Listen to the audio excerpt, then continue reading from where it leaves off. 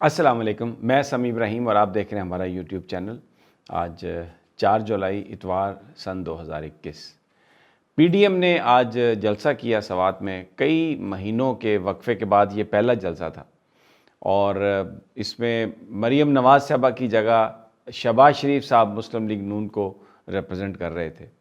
اور اس کے علاوہ جو 2 بڑی سیاسی جماعتیں تھیں، پاکستان پیپلز پارٹی اور اے این پی،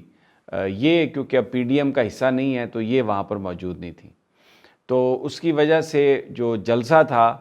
سب سے پہلے تو میں آپ کو یہ بتاؤں کہ جلسہ، اگر میں اسے یہ کہوں کہ یہ ایک فلاپ شو تھا تو یہ غلط نہیں تھا۔ نون لیگ کے لوگ یہ کہہ رہے ہیں، پی ڈی ایم کے لوگ یہ کہہ رہے ہیں کہ جی بارش تھی اور سیکیورٹی کے بڑے انتظامات تھے، اس لیے اس جلسے میں لوگوں کی تعداد ماضی کی نسبت کم تھی۔ لیکن اگر آپ دیکھیں جو جلسے میں لوگ تھے، مسلم لیگ نون کے کوئی 100-125 سے زیادہ جھنڈے نہیں تھے۔ زیادہ تر جو لوگ تھے وہ جمعیت علماء اسلام فضل الرحمان گروپ کے لوگ تھے۔ اور جو اہم بات ہے، میری وہاں پر جو ہمارا نمائندہ ہے اس سے بھی بات ہوئی، وہاں پر جو لوگ جلسے میں تھے ان سے بھی بات ہوئی، سوات کے لوگوں کی پارٹیسپیشن بہت کم تھی۔ یہ وہ سارے لوگ تھے جن کو گاڑیوں میں بھر کے دوسرے شہروں سے لایا گیا تھا، اور یہ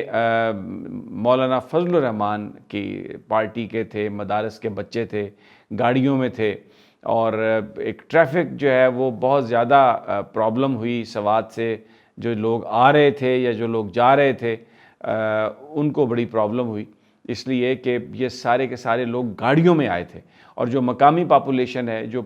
عام آدمی کی جو پارٹیسپیشن ہے وہ نہیں تھی۔ یہ سارے ایکٹیوسٹ تھے، ورکرز تھے، صوبے کے مختلف جو علاقے ہیں، مختلف جگہوں سے ان کو گاڑیوں میں بھر کر یہاں پر لایا گیا، اور یہ جلسہ ہوا۔ مریم نواز کی جگہ شہباز شریف صاحب نے تقریر کی، وہاں پر اپنی پارٹی کو ریپرزنٹ کیا۔ مریم نواز کی عدم موجودگی بھی ایک فیکٹر ہے۔ لوگ جو مسلم لیگ کے لوگ تھے نون کے، وہ سٹریٹ میں مریم نواز صاحبہ کی وجہ سے وہ چارج ہوتے ہیں۔ شہباز شریف صاحب کی پرسنالٹی اتنی وہ نہیں ہے،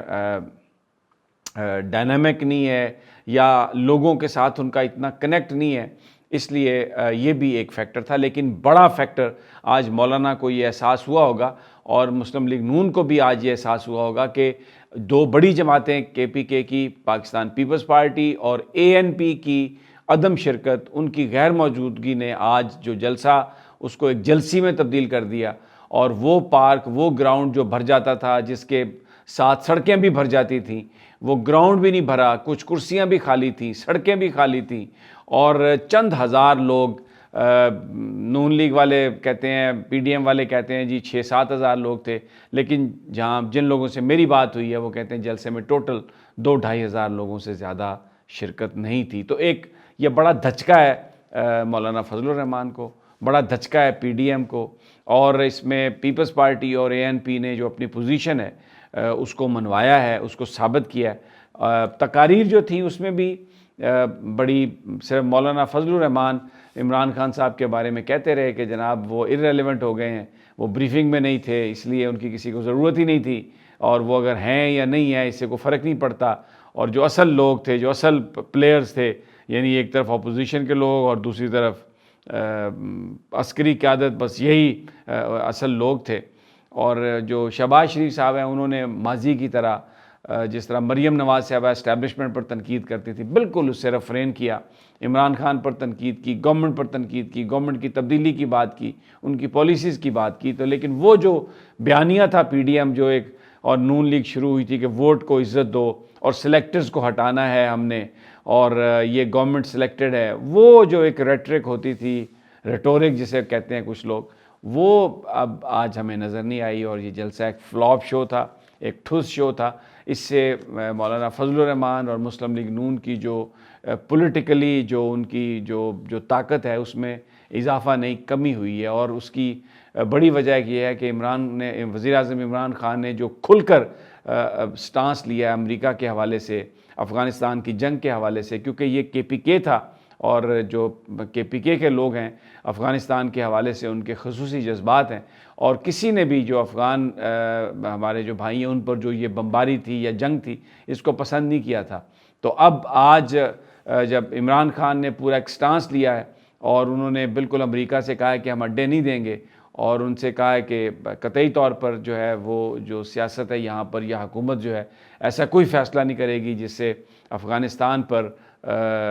گولہ باری میں وہ حصہ لے یا ڈرون اٹیک کروائے۔ تو یہ وہ چیزیں ہیں جس نے ایک عمران خان کے لیے جو گڈ ول ہے، اس کے باوجود کہ ملک میں مہنگائی ہے، اس کے باوجود کہ بہت سارے گورننس کے ایشوز ہیں، عام لوگوں کی بہت ساری شکایات بھی ہیں، لیکن جو عمران خان نے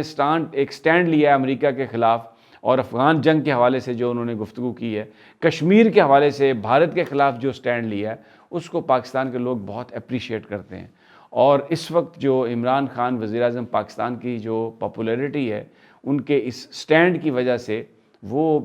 اس نے بہت سارا اس نے ریوائیو کیا ہے۔ تو اس لیے یہ بھی ایک بڑی وجہ تھی کہ جو جلسہ ہوا اس میں لوگوں کی پارٹیسپیشن کم تھی۔ اب ایک دوسری افغانستان کی صورتحال پر میں ذرا 2 منٹ لوں گا آپ کے۔ وہاں پر سے جو بگرام ایئر بیس کو خالی کیا، اور جس سے جیسے جیسے فوج وہاں سے امریکہ کی نکل رہی ہے، طالبان جو ہیں ایک آندھی کی طرح بالکل آ گئے ہیں۔ اور آج ڈاکٹر عبداللہ نے یہ بات کہی ہے کہ اس وقت طالبان جو ہیں وہ کابل کے دروازے پر آن پہنچے ہیں۔ خبریں جو آ رہی ہیں قندھار میں، قندھار بڑا ایک اس کی بڑی اہمیت ہے طالبان کے لیے، کیونکہ جو طالبان کی برتھ ہے وہ وہیں سے ہوئی، اور ملا عمر کا تعلق بھی قندھار ہی سے تھا۔ اور جتنے عرصہ طالبان کی حکومت رہی، فار پریکٹیکل پرپسز جو ان کا دارالحکومت تھا وہ قندھار رہا، کیونکہ وہ ملا عمر زیادہ ٹائم وہیں پر مقیم رہے اور وہی تمام حکومت کو کنٹرول کرتے تھے۔ تو وہاں پر ایک جو ضلع ہے وہ رات طالبان نے اس کو قبضہ کر لیا۔ اب وہ قندھار شہر میں بالکل اس کے نزدیک ہیں، اور جو ہمیں اطلاعات ہیں کہ جو پاکستان کا بارڈر ہے افغانستان، وہاں پر بھی طالبان جو ہیں وہ آ چکے ہیں افغانستان کے حصے میں۔ تو اس کی بنا پر اب کیونکہ امریکہ کو فوجی اڈے نہیں ملے، اور امریکہ کو بالکل اپنی پریزنس رکھنی ہے، پاکستان نے انکار کر دیا اور کسی ملک نے بھی نہیں دیے، تو اس کی وجہ سے اب امریکہ نے یہ اعلان کیا ہے کہ جو کابل ایئرپورٹ ہے، کابل ایئرپورٹ پر امریکی فوج موجود رہے گی۔ اور کیونکہ وہاں پر امریکہ کی یہ خواہش تھی، گفتگو بھی ہوئی کہ ترکی کے جو فوجی ہیں وہ دستے وہاں پر تعینات کر دیے جائیں، لیکن ایسا ترکی نے کرنے سے انکار کر دیا۔ اب جو فائنل جو ان کا انخلاء ہے امریکہ کا، وہ تھوڑا سلو ہو گیا۔ جس طریقے سے وہ پہلے جا رہے تھے اس کو اب انہوں نے کم کیا، اور اب وہ سپٹمبر تک وہ ان کی تعداد چند سو جو فوجی ہیں، وہ جو کابل ایئرپورٹ ہے، حامد کرزئی انٹرنیشنل ایئرپورٹ، اس پر وہ رہیں گے، اور اب وہیں سے اپنے آپریشن وہ لانچ کریں گے۔ اور امریکہ تھوڑا ٹائم لینا چاہتا ہے کہ کہیں سے اڈوں کی بات ہو جائے، یا کچھ اپنا وہ سلسلہ جو ہے وہ افغانستان کے اوپر اوور سائٹ کا وہ رکھ سکے۔ ابھی تک انہیں کوئی کامیابی نہیں ہوئی۔ اور وزیر اعظم عمران خان نے بالکل جو اس وقت صورتحال ہے، انہوں نے ایران کی جو قیادت ہے اس سے بھی آج ٹیلی فون پر بھی رابطہ کیا، ان سے بات چیت کی۔ بالکل ایک انڈیپینڈنٹلی سوورن سٹیٹ پاکستان کو جیسے ایکٹ کرنا چاہیے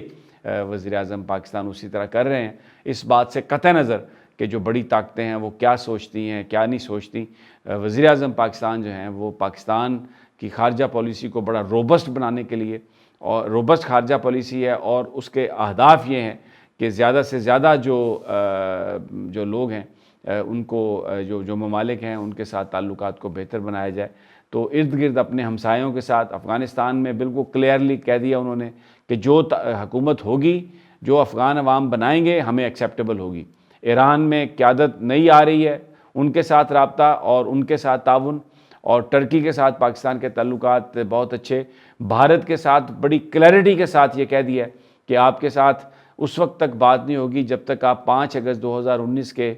جو معاملات ہیں، جو آپ نے ایکشن ہے، آپ ان کو وڈرا نہیں کرتے۔ تو ایک انڈیپینڈنٹ بہت عرصے کے بعد پاکستان کی جو خارجہ پالیسی ہے، ایک ہمیں نظر آ رہا ہے کہ انڈیپینڈنٹ خارجہ پالیسی ہے، اور اس میں اس کی جو ترجیحات ہیں وہ پاکستان کے مفادات ہیں۔